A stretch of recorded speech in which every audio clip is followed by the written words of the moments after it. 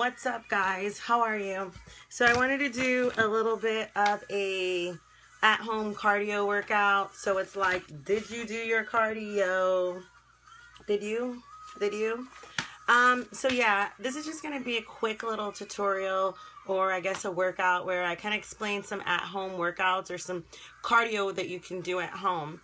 A lot of times as a trainer, we will encourage you do 3 to 4 days of cardio, especially if we see you guys 2 times a week.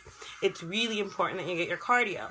And one of the main things I hear is, I can't do my cardio because I can't go to the gym, or I have the kids, or I'm too busy doing this and that. And I totally get it, because of course you're all parents and you're really, really busy. But if you kind of just set a little routine, whether it's writing it out on a sheet of paper or looking at Pinterest for really cool workouts, you can find some stuff that you can do at home in your room, just moving a little bit of the furniture around, and you can even get your kids involved. I totally understand not having the means or finances to get to the gym, and I understand that sometimes it's just too hectic of a life, but there's really no excuse, because you can do so much in the comfort of your own home, and you can even do it in your PJs if you need to.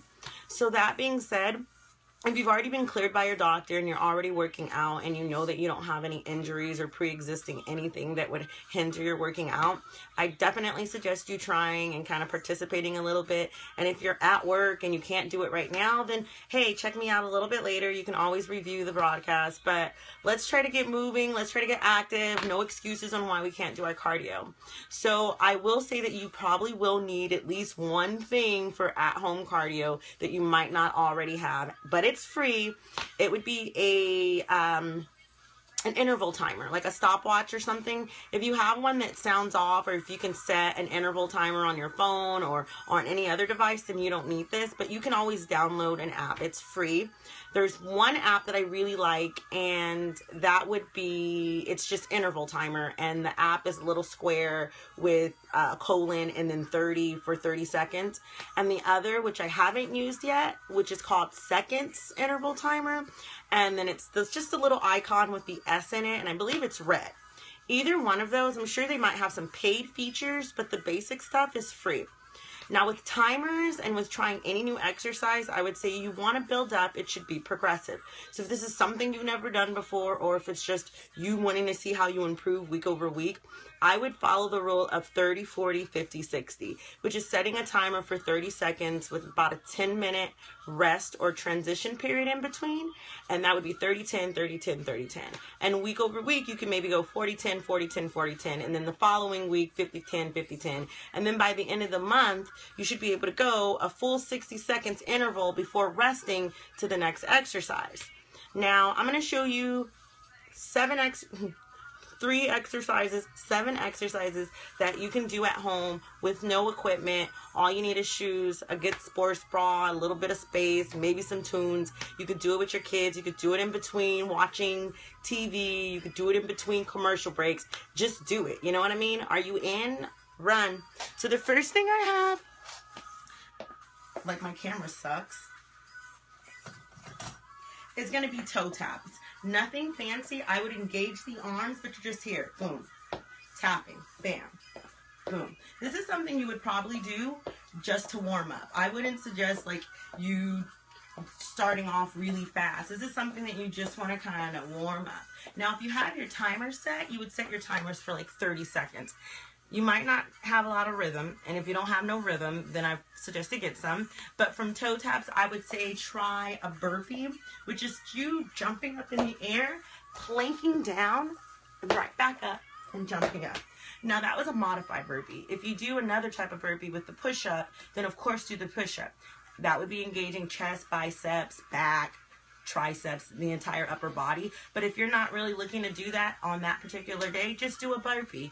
Jump up into the plank, pop up, and touch the sky. From that, I would say jog in place. So you're just here, jogging in place. A jog is not running from a dog, but it's not molasses like a turtle. It's a little bit in between. You want to pick up your heart rate. Already, just demonstrating. Let's see what my heart rate is. Let's check. Oh, don't look at my boobs. You guys are gross.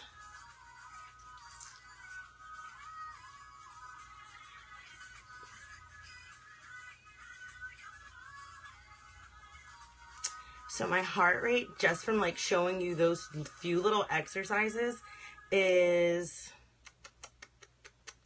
it's calculating. So first we had toe taps, which are here, boom, boom, boom. Then we had burpees, which would take you there. From burpees, jog in place, jog in place. From jog in place, I'm at 74 right now. You have squat jumps.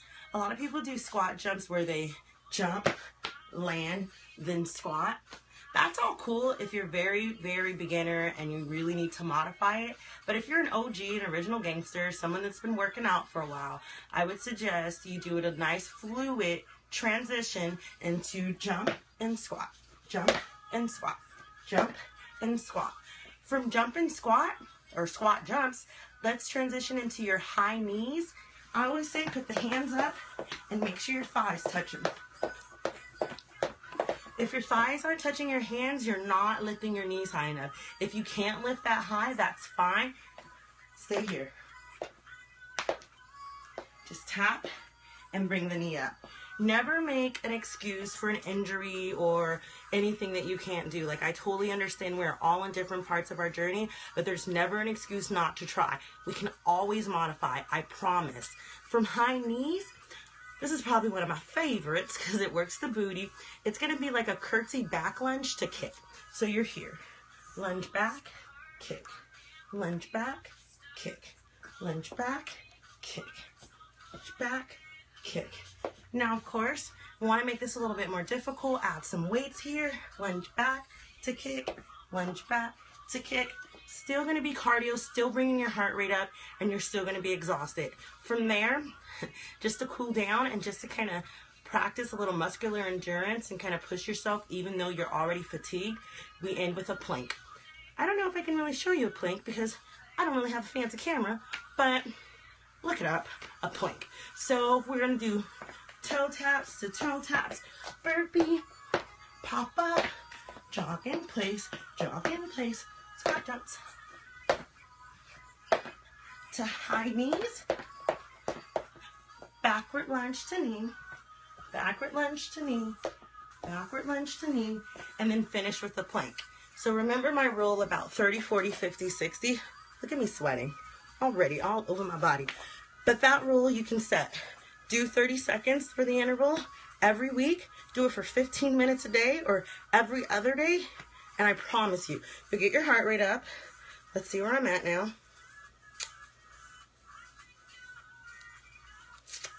Okay. Sometimes I'm like really brand new with my Apple Watch. I'm like, how does this thing work? It doesn't work like that though, that's for sure. So all these movements will get your heart rate up, will make you sweat, will burn some calories, and will keep you from making the excuse of not being able to go to the gym or not being able to go anywhere to get your cardio done. There's no excuses to not get your cardio done. Are you in? Run, baby, run. 97. Can you see it? Yeah, I went from 78 to 97 within 20 seconds, and I didn't even do the whole workout. Go do some cardio in your living room. Stop making excuses.